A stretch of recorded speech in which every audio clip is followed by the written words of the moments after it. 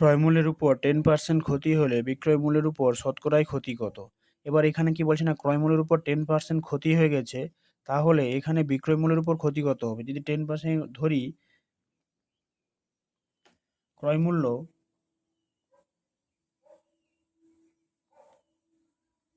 100 টাকা হয়, তাহলে বিক্রয় মূল্য কত হবে?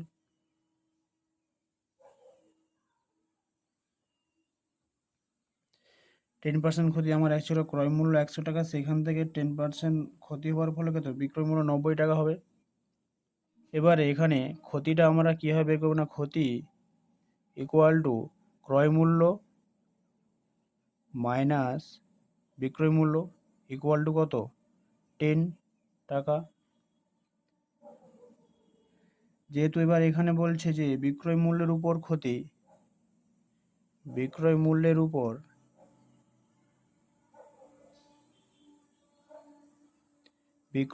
উপর